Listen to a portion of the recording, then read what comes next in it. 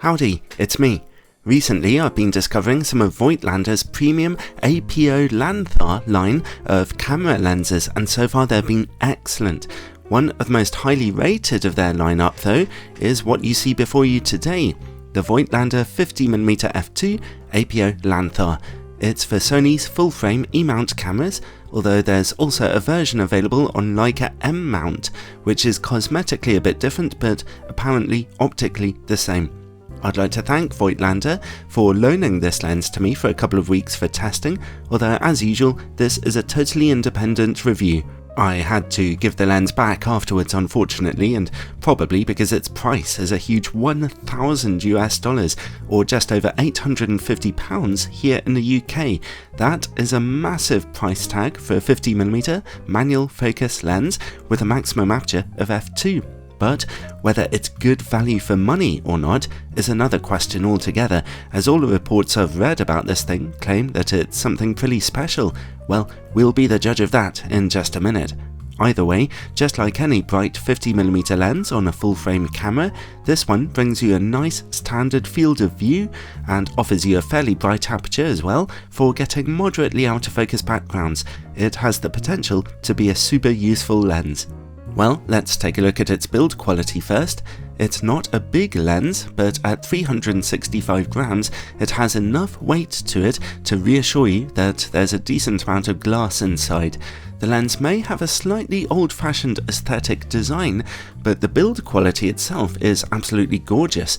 Everything is made of metal with a beautifully brushed black finish, so it looks pretty fabulous on your camera, and everything is very tightly assembled. Voigtländer make no mention of weather sealing for this lens, and there's certainly no protective gasket around the rear lens mount. Something you can see here though are electronic contacts. As I mentioned, this is a manual focus lens, but it does communicate electronically with your Sony camera, and resultantly has a few useful tricks up its sleeve. Firstly, if your camera has in-body image stabilization, then you won't have to manually set its focal length because the camera is getting EXIF information here. Secondly, when you turn the manual focus ring, which works incredibly smoothly and precisely by the way, your camera can recognize that and immediately switch into manual focus assistant, which speeds up the process a little. As you can see here, the lens does have issues with pretty heavy focus breathing, unfortunately, zooming in rather a lot as you focus more closely. Thirdly, although the aperture is controlled manually on this lens using a ring at the front, with perfectly weighted clicks every third of an f-stop, the camera knows what aperture you're shooting at and will report it back in EXIF information, which is all very elegant to see and to use. Something I'd like to show you here is the unusual shape of the aperture mechanism's 12 iris blades. At certain apertures they produce quite a round circle, and at others the shape is a little jagged, so the lens will offer you a variety of different bokeh shapes when stopped down and a variety of different sunstar opportunities. The lens comes with a little metal hood, which itself unusually comes with its own separate lens cap of a larger size than the main lens cap. The filter thread size of the smaller cap is 49mm wide, and the lens cap for the hood is 58. Overall, just like its 35mm brother that I tested a little while ago, this is one of the nicest handling little manual focus lenses currently available. Not only is the build quality top notch, but the way it electronically cooperates with your camera is very nice too. Okay, on to image quality. Let's start by testing it on a full-frame camera, my Sony a7R III, with its rather demanding 42MP sensor. In-camera corrections are turned on. At f2, image quality in the middle is excellent, with the lens capturing tons of detail and very good contrast, and the corners, well, darker from vignetting, but in terms of resolution and contrast, just as sharp as the middle. Amazing! This is a virtually perfect result for sharpness straight from the maximum aperture. Stop down to f2.8 or f4 for extra brightness and just a smidgen of extra sharpness. Stop down as far as f16 and, due to the usual effects of diffraction, we finally see a little softness.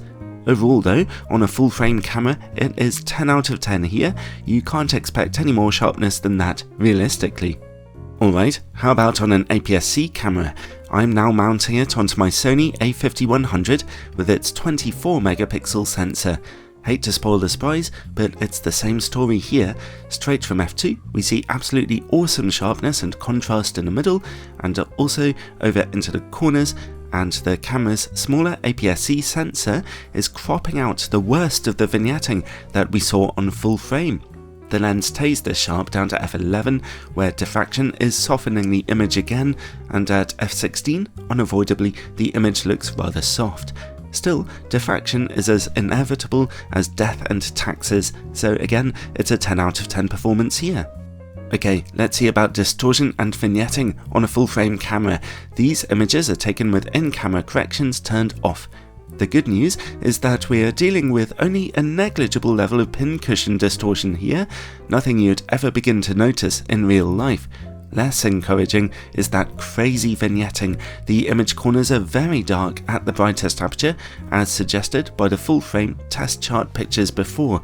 Stop down to f2.8 and f4 to see that vignetting brighten up, so you will definitely want to correct it in your camera or in post.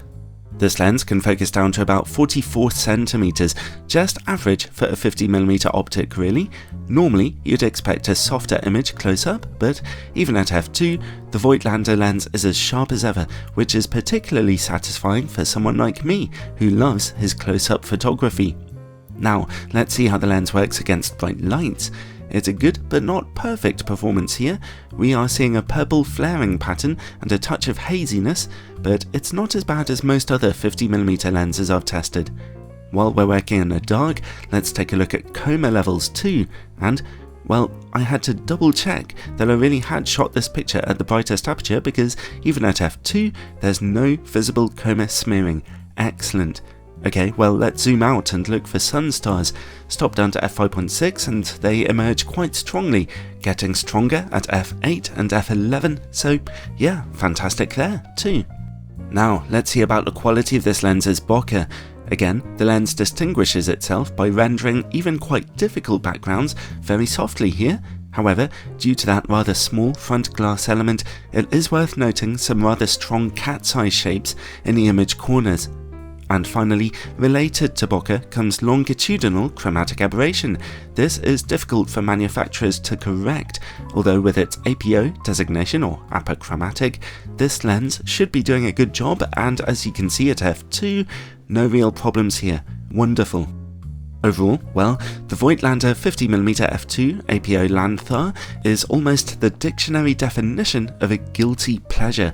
It is hugely expensive, it's manual focus only, its maximum aperture is only f2, but still, it is easily one of the sharpest and best performing 50mm lenses I've tested in my life.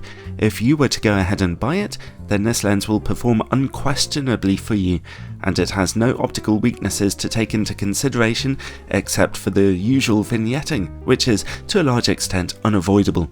So if you've got loads of money and you want a classy manual focus lens, then this absolutely has your name all over it, and its performance matches its price, meaning that it has to come highly recommended.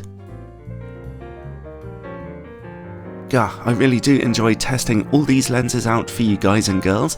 With optics like these, it's interesting and kind of a privilege just to see what they can do. I want to say a huge thank you to all my Patreon supporters for their generosity in helping me to keep these reviews going. If you haven't already, then check out my Patreon page in the description below for loads of exclusive content, including exclusive videos just for supporters. Take care, everyone.